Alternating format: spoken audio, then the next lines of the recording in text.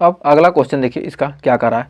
ये क्वेश्चन देखिए कह रहा है कि यदि एक अवाष्पशील पदार्थ A जिसका अणुभार कितना दिया है 40 ग्राम प्रति मोल को 114 ग्राम ऑक्टेन C8H18 में घोला गया है, जिससे विलयन का वाष्प दाब 80% तक क्या होता है रह जाता है, तो अवाष्पशील पदार्थ कितने ग्राम घोला गया।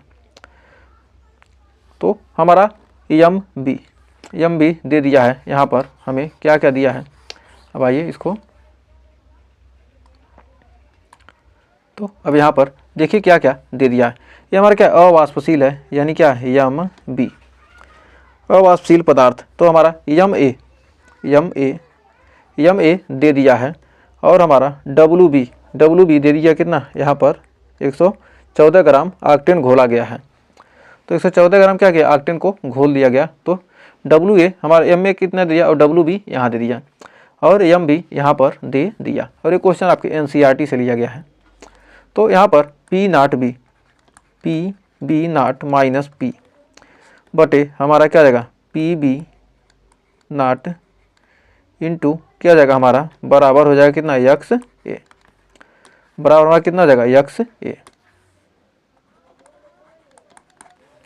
तो पी बी नाट बराबर क्या जाएगा हमारा यक्स ए। तो हमारा यक्स ए यहाँ पर, तो हम जानते हैं क्या डब्लू ए बटे, तो यहाँ पर हम लिखेंगे कितना हो जाएगा हमारा पी बी नाट हो गया। तो हमारा क्या पी बी नाट माइनस पी बटे पी बी नाट बराबर क्या यक्स ए को लिख सकते हैं क्या एन ए बटे एन बी, एन ए को मान लेते क्या बहुत ही कम है, तो एन ए बटे एन बी लिख सकते हैं। तो हमारा पी नाट बी का मान हमारा कितना है 100 मिली था। पहले क्या था 100 था, बाद में क्या हो गया 80% रह गया, तो यानी क्या हो गया बाद में 80 हो गया, 100 से 80 हो गया बटे क्या था टोटल 100 था। अब डब्लू ए बटे कितना लिखेंगे एम ए, तो एम ए का मान कितना है 40 बटे डब्लू बी का मान कितना है 114। तो ऑक्टेन इसका अणुभार कितना हो जाएगा हमारा 12×8=96,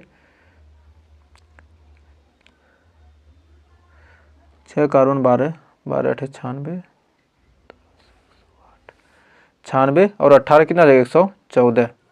तो हमारा क्या है ये भी 114 है और 114 कितना 114, तो 114 से 114 कट जाएगा और हमारा कितना हो जाएगा यहाँ पर एक कट गया 100 में यानी 20/100, ये क्या हो गया हमारा 20/100 और ये हमारा हो गया कितना डब्लू ए बटे 40, तो 20×5=100 यानी डब्लू ए बराबर क्या आ गया ये 40 ऊपर चला गया, तो डब्लू ए बराबर हमारा कितना आ गया डब्लू ए बराबर यहाँ पर इसको लिख सकते हैं यहाँ पर साइड में, तो डब्लू ए बराबर 40/5 यानी डब्लू ए बराबर क्या आ जाएगा हमारा 8 ग्राम। तो हमें उम्मीद है यहाँ आपको कोई डाउट नहीं होगा।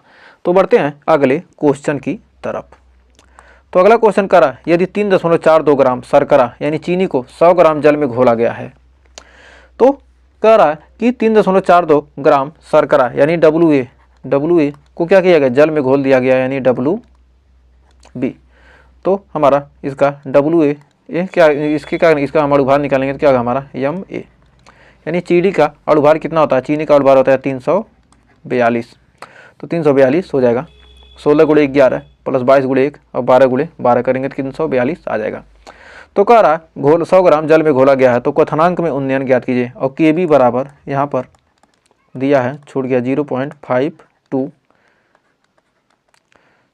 केल्विन किलोग्राम प्रति मोल, के बी का मान दिया। क्वथनांक में उन्नयन यानी कितना दे दिया हमारा डेल्टा टी बी पूछ रहा है, डेल्टा टी बी पूछ रहा है। क्वथनांक में उन्नयन यानी क्या हमारा क्या अणुसंख्य गुणधर्म है, तो यह क्या अणुओं की संख्या पर निर्भर करता है। तो इसका हल देखते हैं सॉल्यूशन। इसका हल निकालेंगे तो हमारा डेल्टा टी बी बराबर होता है कितना, के बी गुणे डब्लू ए गुणे 1000 बटे एम ए गुणे डब्लू बी।